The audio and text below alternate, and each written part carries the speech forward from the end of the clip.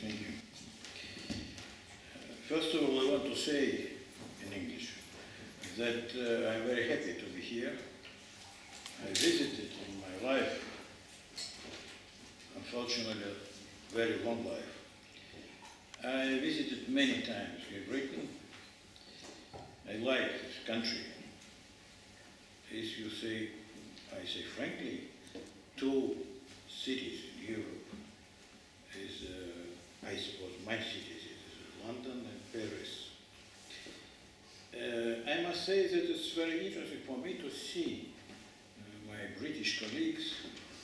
They try to understand mentality of people who live in Great Britain. And now I'm also very happy that I can be here. I will continue maybe in Russian. 100 лет назад известный философ, социолог Шпенглер выпустил тогда очень бестселлер, как бы сказали сегодня, книгу, которую называл «Закат Европы». Yes, yes, I understand. Yes. 100 years ago, the famous philosopher and publicist Spengler issued his bestseller, as we would call it today, The End of Europe, or The Decline of Europe. Thank you. Это усилилось ощущение после Первой мировой войны. Лучше всего это было показано, может быть, в литературе у немецкого писателя Ремарка, это «Потерянное поколение». И тогда казалось, что вообще Европа в руинах. And this feel exacerbated after the First World War, and such German literators like Remarque show this in their writing. And, for example, such books like The Lost Generation pictured this feeling being more pronounced. Но Европа возродилась как феникс из пепла. But Europe was just like phoenix, which came out of the ashes. Довольно быстро. Quite quickly. И немалую роль сыграла, помимо экономики, европейская культура, европейское интеллектуальное наследие. And the European culture, European intellectual legacy was the thing that helped to resurrect Europe aside from economy. Нет времени у нас сегодня очень подробно говорить об этом, но я сказал об этом для того, чтобы высказать мою принципиальную главную мысль. Я знаю, что сейчас давно уже в Европе есть евроскептики, еврооптимисты. We are short of time to speak about this in detail. I just wanted to highlight my main idea here. We are all aware that there are Euroscepticists and Euro-optimists present in the modern world. Часто это относится к проблемам интеграции, к будущему Европейского Союза. Но в более широком плане я бы сказал так. Мой опыт как историка и моих коллег, мне кажется, показывает, что континент, или, как теперь люди говорят, пространство, с таким интеллектуальным зарядом не распадается, не исчезает и не может длительное время находиться в состоянии застоя. This often raises the question of integration. And speaking about Europe, about its cultural legacy, I may say as a historian that it cannot disintegrate, it cannot disappear, because it has this intellectual legacy which helps it come alive from any situation. Не будем забывать, что из Европы пришла цивилизация в Америку. We should not forget that Europe gave civilization to the America, to the United States. Европа дала знаменитый кодекс и права человека в XIX веке, подарил для всей Европы, для всего мира. Europe gave the code of human rights to the whole world in the 19th century. Когда-то один очень крупный ученый, когда у нас начались начало 90-х годов, и люди не знали, что будет, он мне сказал, что Франции понадобилось 100 лет, чтобы стабилизировать систему. Ну, я сказал спасибо за такую хорошую перспективу для России, но, в общем, в этом есть определенный смысл. And one academician, one scholar told me in the 90s, when the turmoil started in Russia, that 100 years will be needed to stabilize the country. And I said, well, thank you, this is kind of optimistic. Я вам скажу так, что я не буду в этой аудитории говорить, что мы все прекрасно знаем, что происходит в Европе, какие трудности, старые трудности, привычные трудности, новые проблемы, что родились в Европе, драматические события. Все это известно нам. Но я хотел бы сейчас остановиться на вопросе, который мне кажется важным и, может быть, интересным для вас. Что такое Европа для России? И что такое Россия для Европы сегодня? This is quite a knowledgeable audience, and I would not enumerate all the old-time problems and new problems, or the dramatic things that happened to Europe throughout the last century. But there is one important issue I would like to raise here: is what is Europe for Russia, and what is Russia for Europe?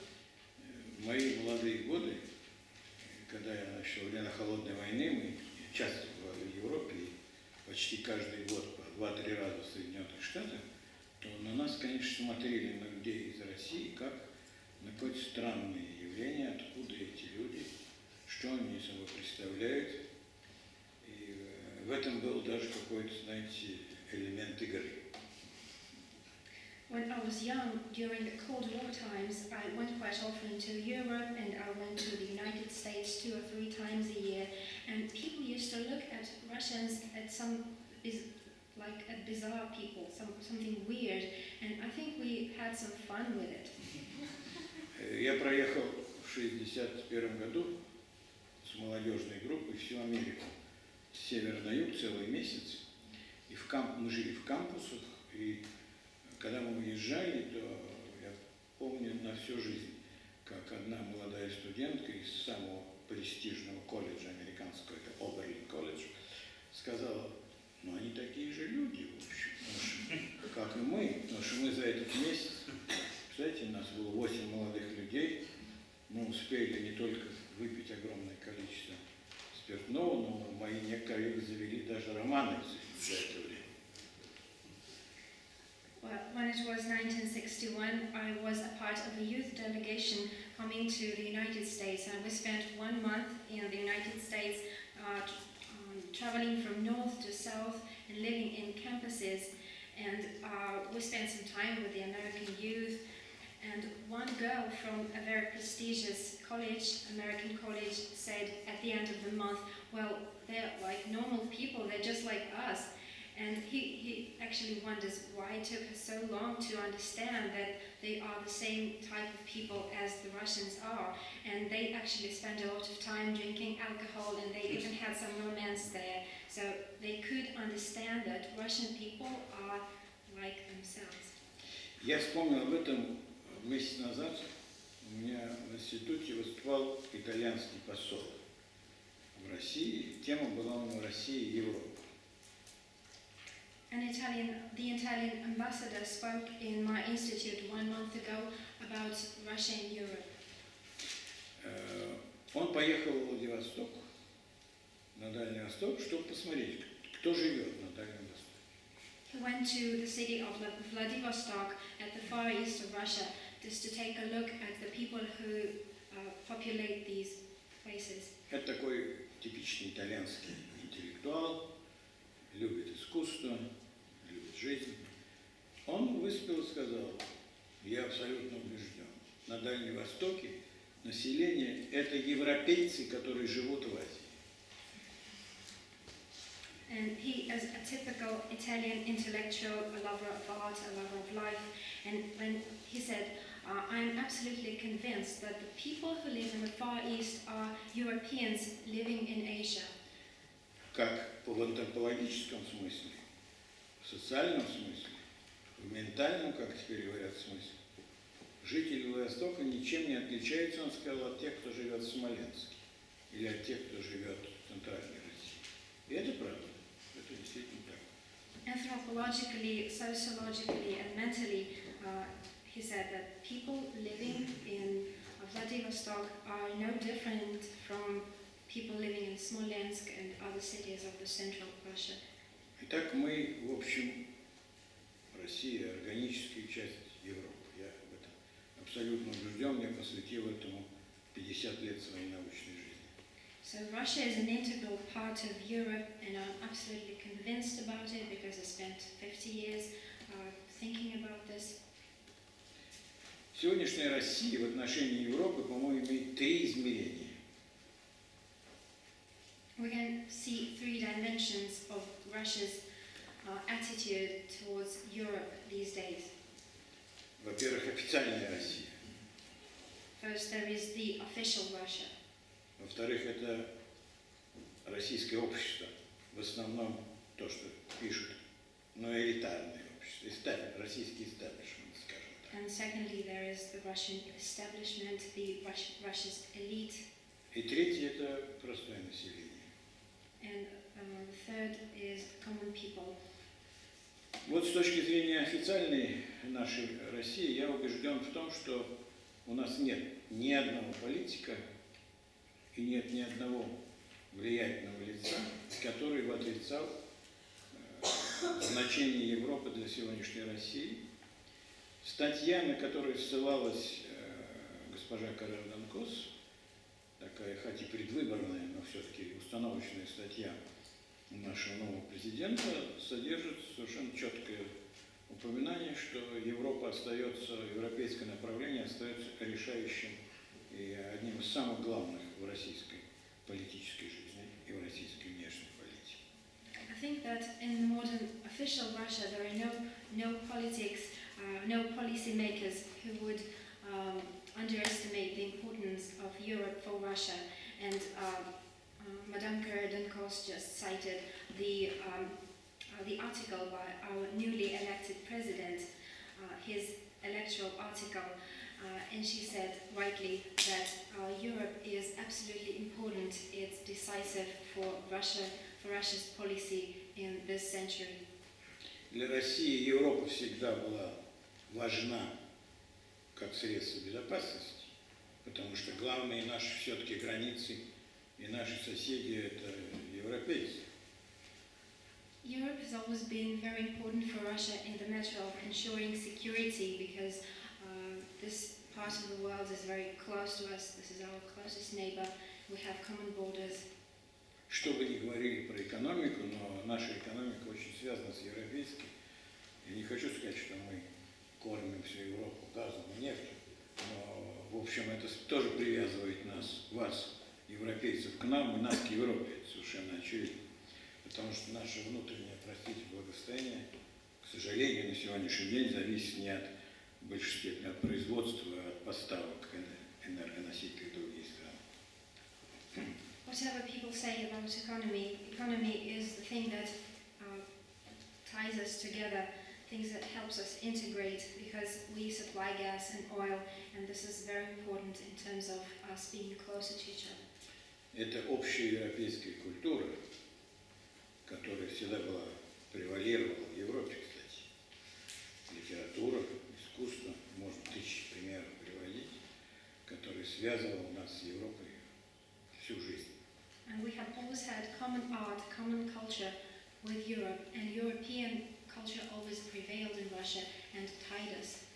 Сейчас последние исследования историков показывают, что и культурологов просветительские идеи, европейское просвещение, которое такое имело значение для Европы, оно имело массу последователей в России. Это, может быть, были малоизвестные вещи, но они достаточно теперь очевидны.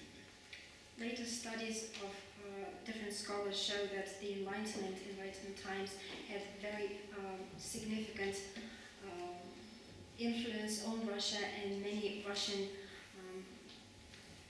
people were very much involved in this movement, and it was very important for Russia's culture.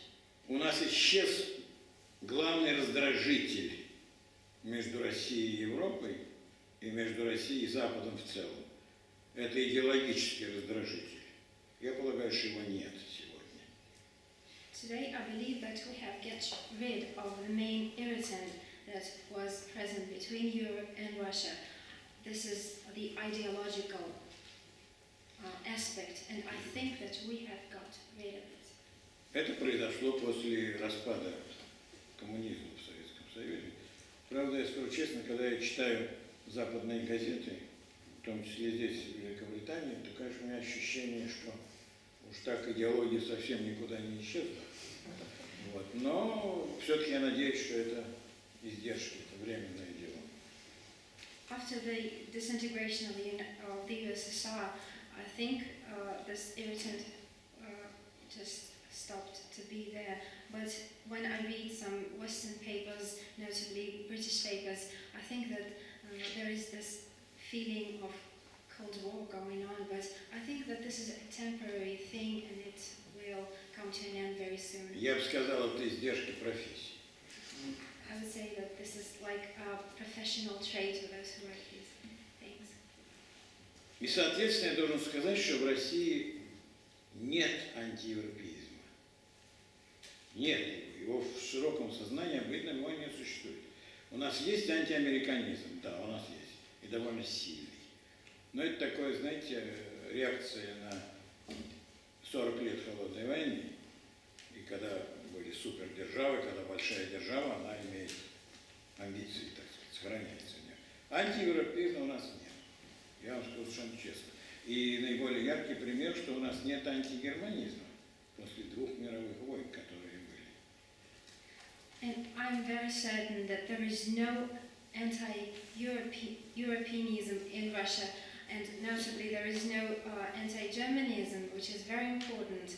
We do have a strong anti-Americanist movement in Russia because we had these 40 years of Cold War, and there were 2 superpowers competing with each other. They were very ambitious rivals, and we do have strong anti-Americanism, but there is no any anti-European feel in modern Russia.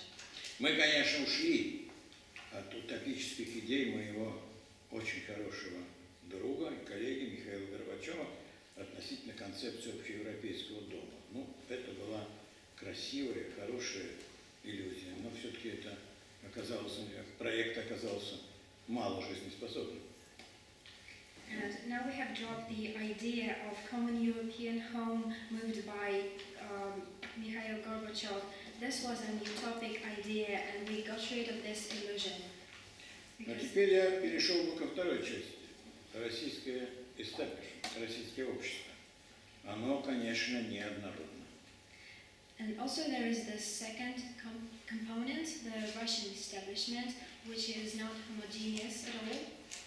Я бы сказал, что откровенно могу здесь сказать, здесь сидят некоторые люди, которые прекрасно знают Россию, что у нас довольно накал страстей между нами, между теми, кто занимается научной, идеологической, аналитической жизнью внутри страны, очень силен в отношении, что такое Россия и что такое Европа. И мне это напоминает то, что было в середине XIX века. And I will be frank here because a lot of people here know a lot about Russia. And I will be frank in saying that there is a certain controversy going on in Russia between the scholars and other people about what Russia is and what Europe is for Russia. Для многих людей национальная идея, русская национальная идея, а мы стараемся все время подчеркивать все-таки, не мы все, мои коллеги, которые мои единомышленники, что это лучше не русская, а российская идея, так она трактуется некоторыми нашими кругами совершенно однозначно как некая антитеза Европе, то, что было, собственно, никуда не уйдешь. Было 100 лет назад, когда был водораздел между так называемыми западниками и славянофилами. К сожалению, это присутствует.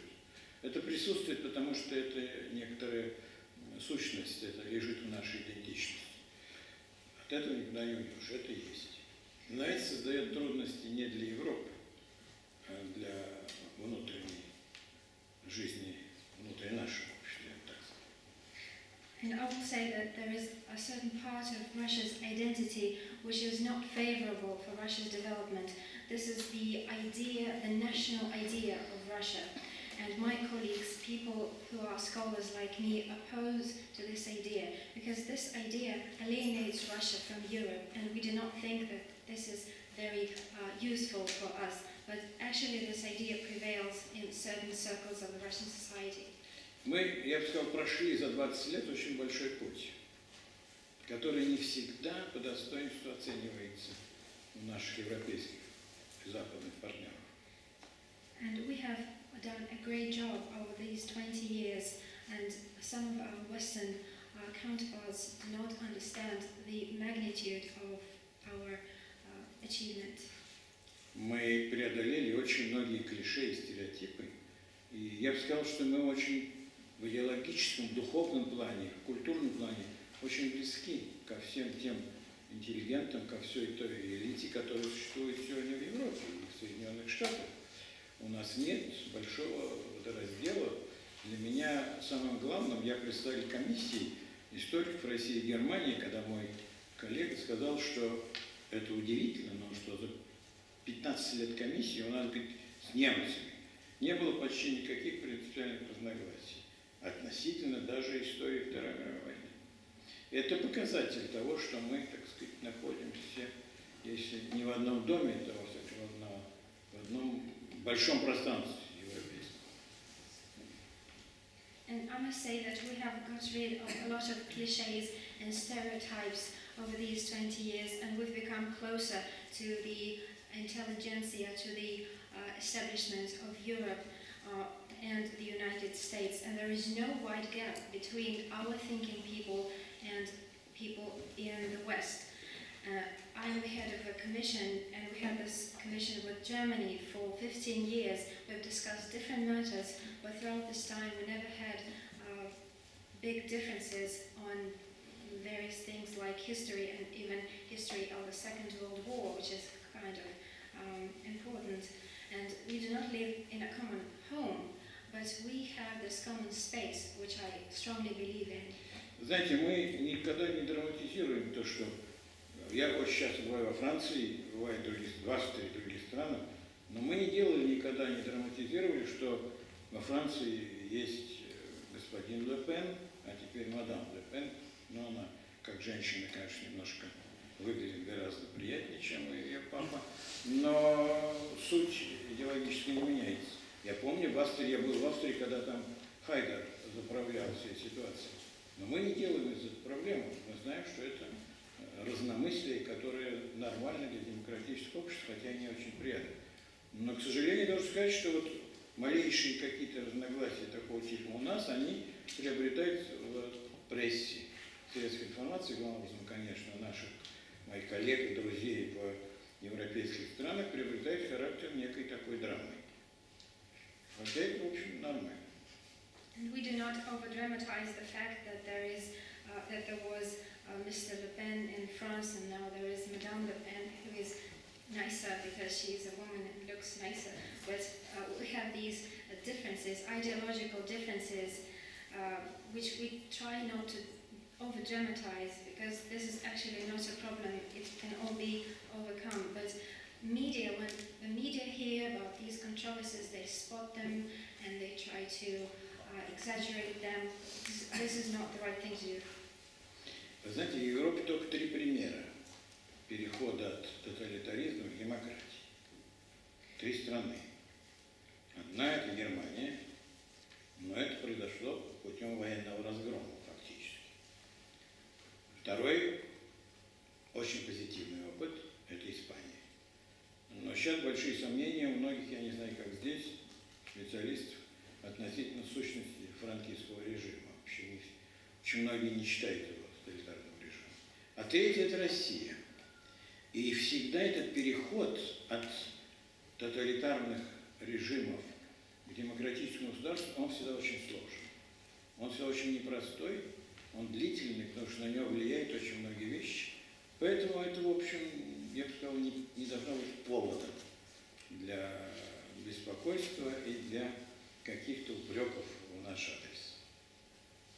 There are only three examples of a totalitarian country becoming a democracy in Europe. First example is Germany, but here it was it took some force, it took war to make democracy out of German totalitarianism. And then there is Spain, which is kind of a positive example, but today some scholars have doubts whether Franco regime was totalitarian at all. And the third example here is Russia.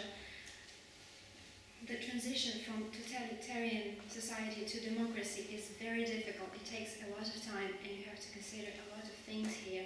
So this is not a reason to worry at all.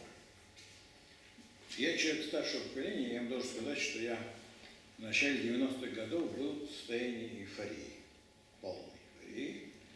Я даже не ожидал, что я жалел, что папа мой не дожил до такого времени, когда в Москве было 200 тысяч человек выходило на улицу, никто никого не тащил, никто никого не звал, и был такой великий энтузиазм, абсолютно все это было. Хотя, как историк, я понимал, что это все события, которые так спонтанно возникают, они также и, в общем, затихают, потом возникают снова. Но я должен сказать, что мы прошли все-таки этот большой путь за 20 лет. И я думаю, что мы прошли его, в общем, с успехом. Потому что сегодняшняя Россия – это абсолютно другая страна, абсолютно другая страна. Well, I belong to the older generation, and I remember that in the 90s, when everything happened in Russia, I was very euphorical, and I thought that it's a pity that my dad didn't live to this time just to see those people coming to the streets.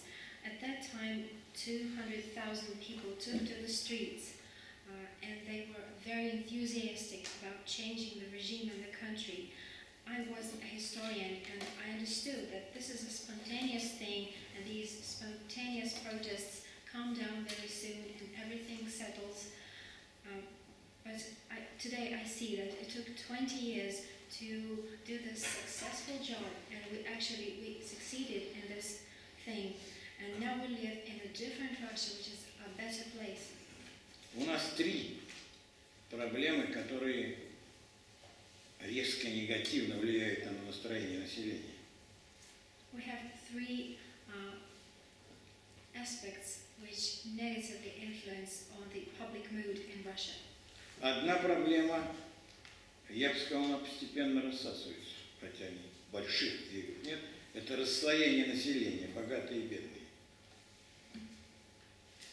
One problem which is evening out now, is the huge gap between different layers of society, the richer people and the poorer people. Но это общая тенденция. В Польше Бальцеровича называют польские камикадзе. Это как наш Гайдар, которые сделали эту шоковую терапию. Есть разные дискуссии вообще, можно ли вообще сделать терапию без шока. Было ясно, что главное, теперь уже ясно, что главная ошибка и главная трагедия состояла в том, что и в Польше, но в большей мере у нас, конечно, при проведении всех этих экономических дел в начале 90-х годов не были включены, как назвали это в Польше, социальные амортизаторы, которые делали бы этот переход к рынку, минимизировали болезненные последствия для большой массы населения. Это именно так. Но, в общем, это проблема, которая сегодня в России существует. Она почему постепенно уходит? Да потому что начинает лучше жить средний класс, начинают лучше жить молодые люди, и это снижает такое противостояние. Я вам скажу, сейчас приведете, что мои коллеги, мы получали в институте, в академии, где я работаю, у нас люди 5-7 лет назад получали по $300 в месяц.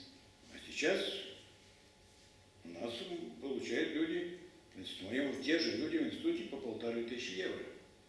Я не скажу, что на эти деньги можно купить Бентли.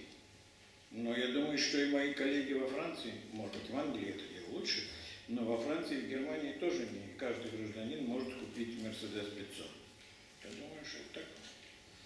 The same thing actually happened in Poland when there was this economical transition. And I must say that you cannot bring about economic changes without certain shifts in society, and there will be some gap happening between different layers of the society. And there should be some special mechanisms effected during this transition just to soften this harder time. I must say that now in Russia, middle class is living better.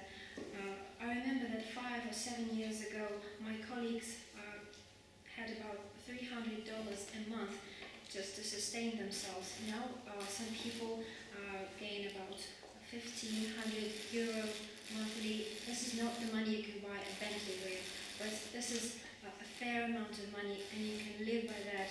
So I believe that now this difference is becoming less visible. Но две проблемы это очень опасно для страны. Это коррупция. Коррупция. First is corruption. И, в общем, недостаточно функционирующая судебная система. Знаете, я вот буду считать, что все прекрасно, когда каждый гражданин простой будет знать, что у него есть защита в стране в суде, начиная с суда в маленьком городке и кончая Верховным судом. Вот это вот совершенствование судебной системы, это, мне кажется, сейчас центральная задача у нас. Ну и борьба с коррупцией, это понимают наши власти, так что это все, это процесс всем известный. And the third thing here is the flawed judicial system.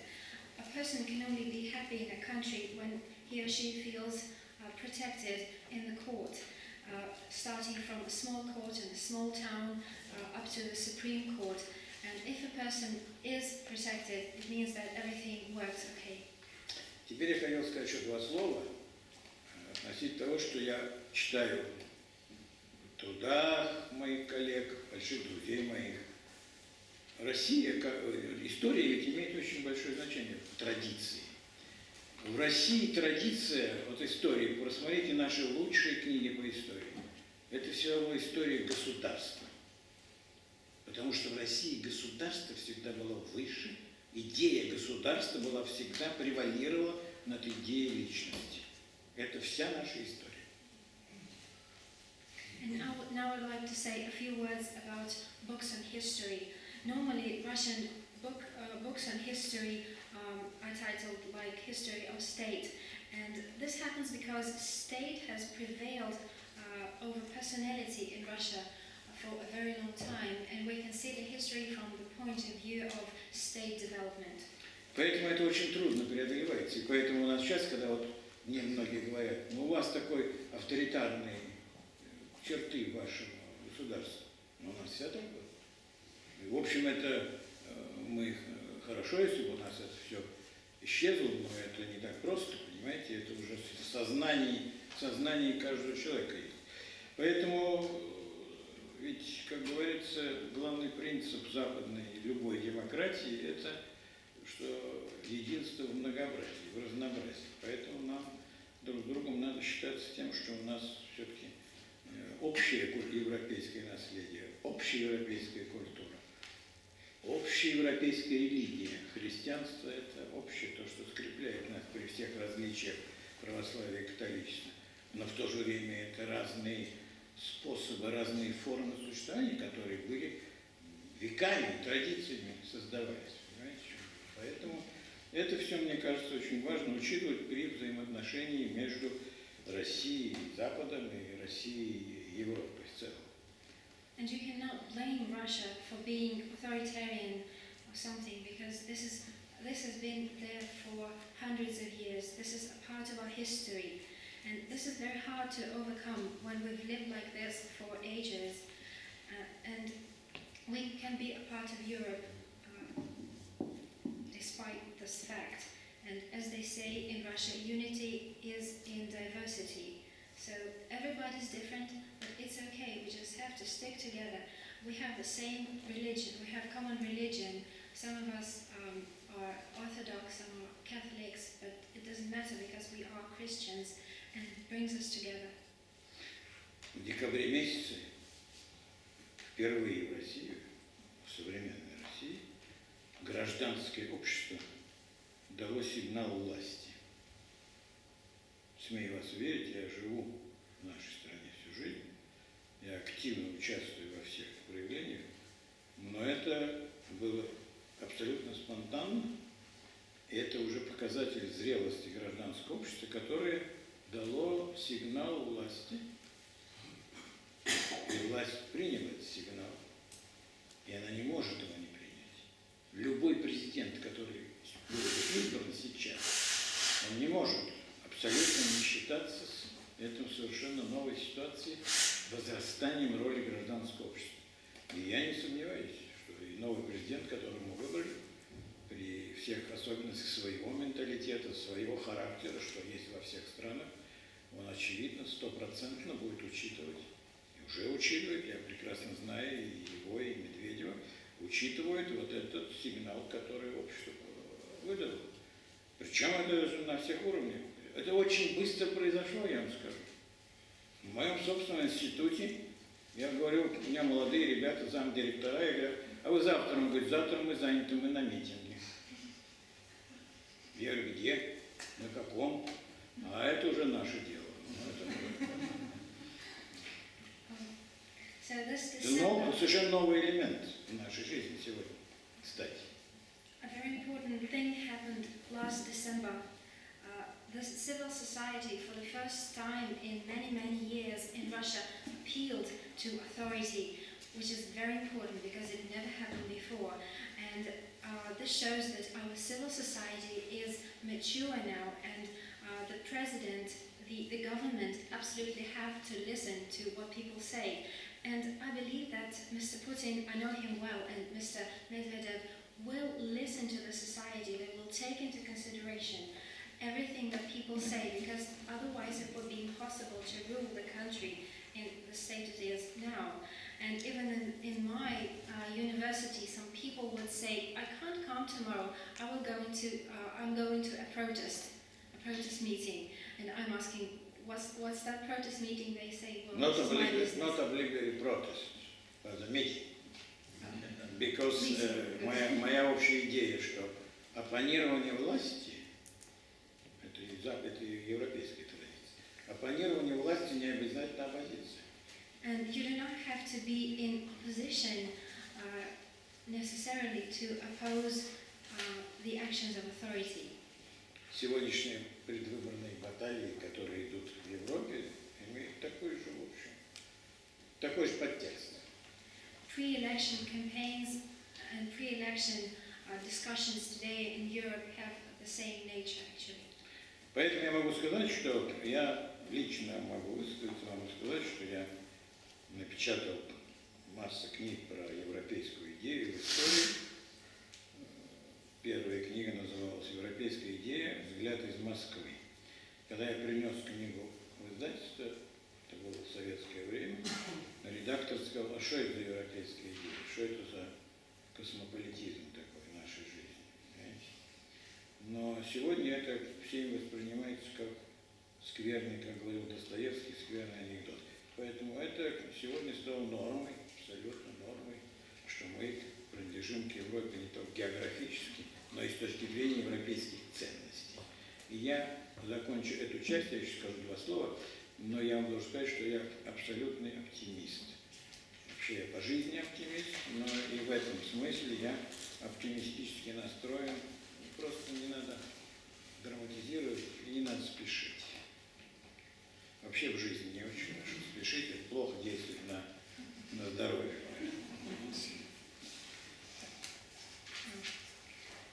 I have written a lot of books about the European idea of Russia belonging to Europe, and my first book was called The European Idea, A Look from Moscow, and when I brought it to one of Russian editors, he said, well, it sounds too cosmopolitan to call Russia a European country. And nowadays it is normal to think that Russia belongs to Europe. This is just normal, not in terms of geography only, but also in terms of our common values. And we just have to be optimistic. I'm always optimistic, and I don't think we should be in a hurry, because being in a hurry is generally bad for our health, and it's not conducive to any change. У нас есть очень уважаемая женщина в стране. Это вдова Александра Исаевича Солженицына. Ее очень уважают в стране. Она накануне выборов, за 3 дня до выборов, участвовала в дискуссии. Она сказала очень точно: то, что нужно России, внутри России, а я бы сказал, что это нужно и в отношениях России и Европы. Она сказала: нужно понимание и умение компромисса. There is a very respectable woman in Russia who is very well known and respected. This is the widow of Solzhenitsyn, and she took part in the discussions 3 days before the presidential elections, and she said a very wise phrase that I strongly agree with. She said that Russia needs understanding and skills of compromise, which sounds very good for me. А теперь я хотел закончить, может быть, господин посол не очень будет доволен, но я должен все-таки сказать. Вы знаете, значит, вот я руковожу большим институтом, который в основном занимается всем миром. Мы сейчас выпустили первый том всемирной истории, очень удачно. Но все-таки Европа наша приоритет.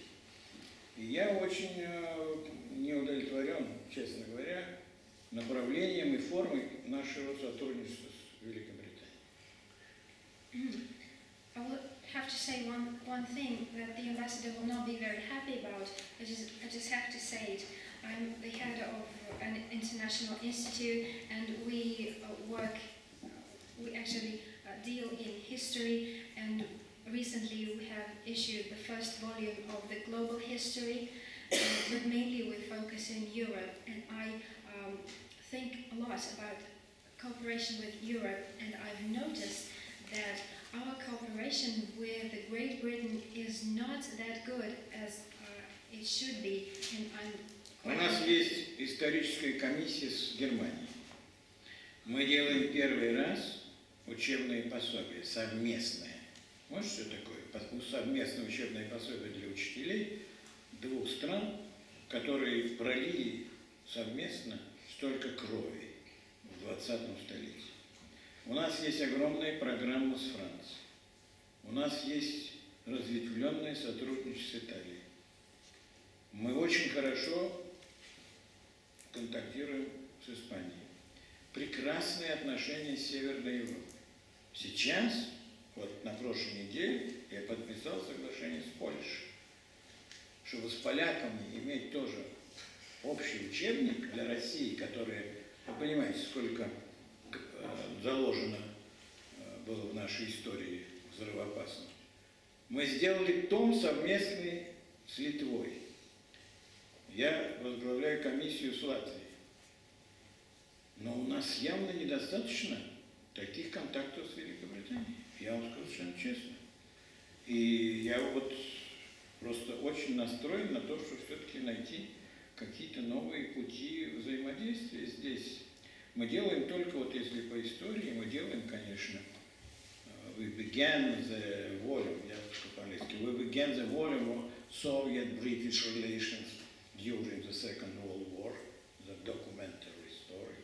It's very good, but I don't know what another thing. We have some not very great agreement with the London University, but we have many potential. The common culture. И я бы сказал по-русски, нам совершенно нечего делить наши истории, кстати. We actually we have nothing to quarrel about with the British people. Just listen to my story.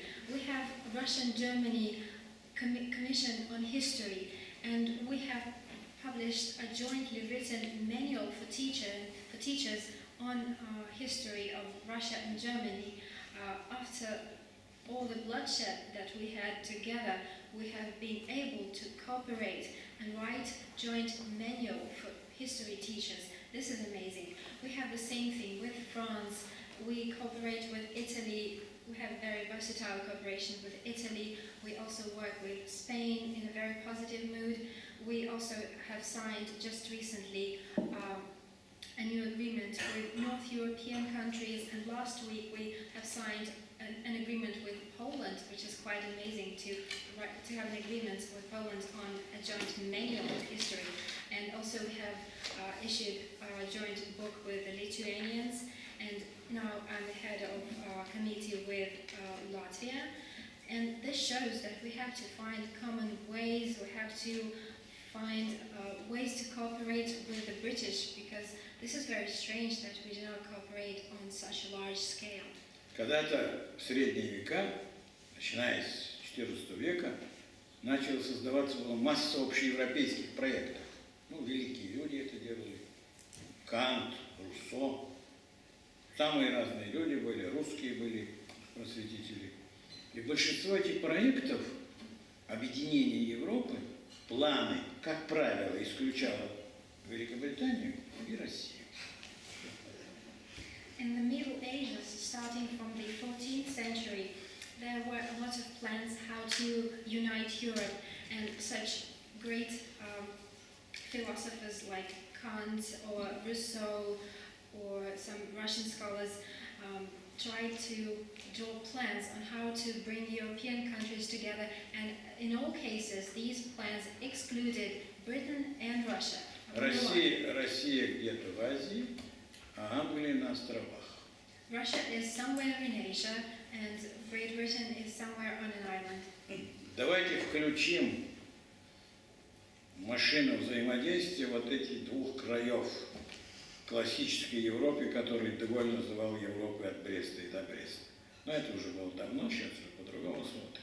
Я думаю, Англия и Россия имеют для этого хорошие перспективы.